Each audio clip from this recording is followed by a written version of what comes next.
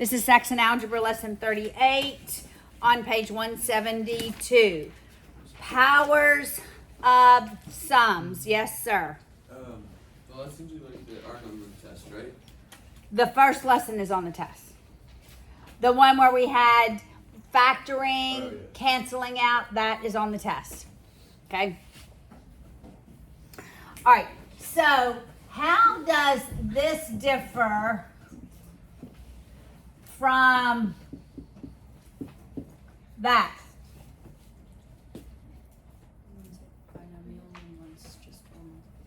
One's a binomial, one's terms multiplied. Okay, how do I handle this exponent when the terms are multiplied?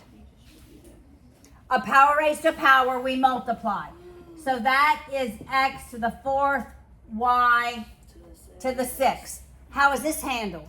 X plus y times x plus y. Correct. The entire term is multiplied by itself.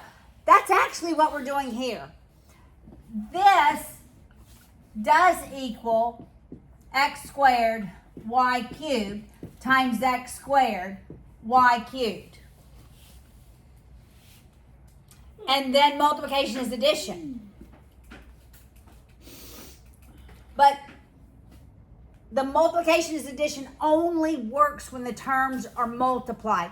This is not x squared plus y squared. No, because they're added or subtracted.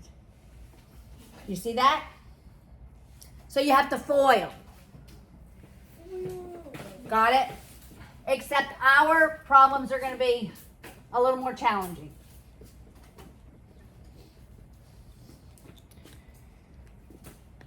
You're going to have something like example 1. X plus 3 cubed. That is x plus 3 times x plus 3 times x plus 3. So you multiply 2 of the binomials and leave 1 for after we get a second degree. All right, so everybody watch. This is how we're going to multiply. Multiply the first. X times x is x squared. All right. The middle term is the sum of the outers multiplied and the inners multiplied. We're going to do that in one fell swoop. The outers are plus the inners are, which equals, got it, 6x. That's going to be my middle term. My middle term is going to be my outers multiplied plus my inners multiplied. I just got the same answer as the beginning. This? But then I factored that out. Okay, don't factor anything out because we're not done multiplying. I literally just went backwards. We're not done multiplying. Okay, then 3 times 3, 9. Okay, that's what I get when I multiply those first 2 binomials. Now I'm not done because I have another binomial to multiply it by. Okay, I'm always going to take the smallest polynomial, multiply it by the one that has a lot more terms. So I'm going to begin by multiplying each term by x. So I have x squared cubed plus 6x squared plus 9x. Now when I multiply every term by 3, I'm going to write it under its like term. It makes it easier to combine them. Some of y'all are going to resist this, and you're going to keep writing it out here. I know some of you. Stop it. 3 times x squared is 3x squared. See how I wrote it under that term? Yes. Makes it so much easier to combine your like terms. 3 times 6x makes it so much easier. A year from now, I promise you, it will make it so much easier because you're going to have a bunch of different kind of terms. 3 times 9. So then you combine them. X cubed plus 9x squared plus 27x plus 27. Yes. You always add them. Yes. You always add them. Yes. Notice all my coefficients are multiples of this number. That will always be the case. So All right. I'm not trying to get like smaller. It's correct. Wait, but that's not the full answer. Is This it? is final answer. Final answer. What? Oh, because So next year you're going to be multiplying things like Oh. but you're going to want to do it this way. Okay. All right? All right. So factoring is the inverse of multiplying, right? Which typically we factor. Right, listen. Backwards. And we factor so we can find the x-intercepts. That is why we factor, all right? And we've done lots of factoring. But the only difference in the second part is now we are actually going to solve the equations. Look at example 2. It says solve negative x plus x squared equals 6. All right, what must I do before I begin to factor?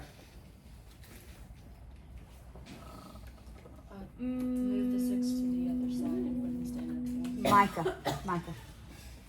Focus here. I must put it in proper standard form. Ax squared plus bx plus c equals 0. So we set it equal to 0. So x squared has to go first, and then I subtract 6 on both sides, set it equal to 0.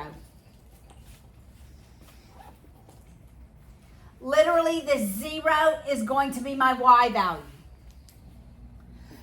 In function notation, it's going to be f of x.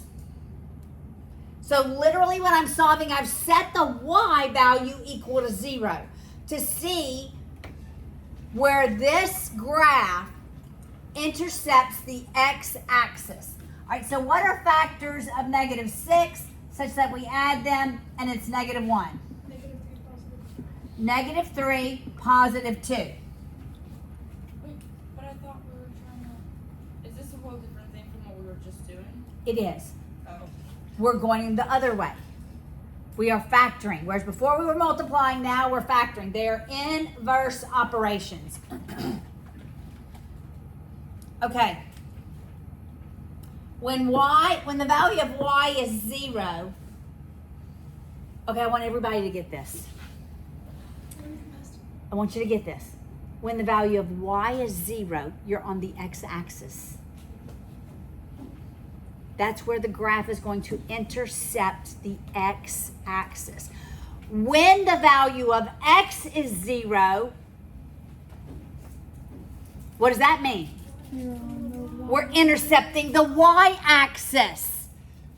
Okay, if y'all could just lock in that simple truth from math.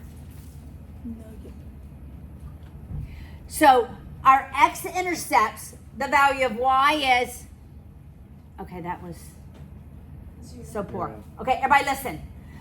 For the x-intercepts, the value of y is 0. Micah, you didn't respond. Neither did you, Josiah. When we intercept the x-axis, the value of y is 0. When we intercept the y-axis, the value of x is 0. You got it? Okay. So, then this begs the question, we're solving it. When we're solving it, we're finding our x-intercepts. Because these terms are multiplied, if I make that term equal to 0, do I care what the value of this term is? No, because 0 times any number is 0. okay. If I make this term equal to 0, do I care what the value of the first term is? No, because 0 times any value is 0. So that's what you do. You set each term equal to 0. Either x minus 3 equals 0 or x plus 2 equals 0. Both of them will be x-intercepts. So what must x be to make that value 0? So x is 3, and for this one, -2. x is -2. If I were to graph this at -2, it intercepts the x-axis. At +3, it intercepts the x-axis. Okay, so can we then determine, going back here, what is the y-intercept?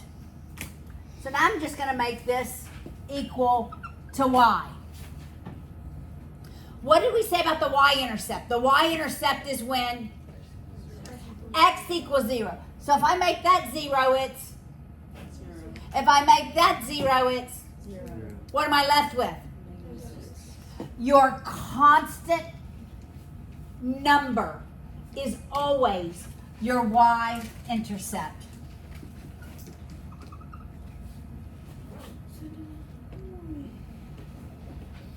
Your vertex is actually the midpoint of this, so it's going to be down here at, I don't know what the y value is. It's going to be positive 1/2. So the vertex is going to be down here. Graphically, these look, it's not a very good graph, but that's what a parabola looks like. All right, that's what an x-squared equation looks like graphed. There's this point called the vertex, which when it opens up is the very minimum point of the graph. Yes. You used to have the parabola on the graph. How does it playing out? No parabola? Yep. No parabola. It's called a quadratic. Okay. Okay? All right? So, when we're solving for the x values here, we're literally solving for where the graph intercepts the x-axis. Now, these values right here are called by different names. Have I already told you all these names? Yes. I have. Maybe. They're called solutions. They're called x-intercepts. They're called zeros, and they're called roots. All mean the same thing. Different textbooks call them by different names. I've seen on the ACT, what are the roots of that equation? You have to understand you're solving for the x-intercepts.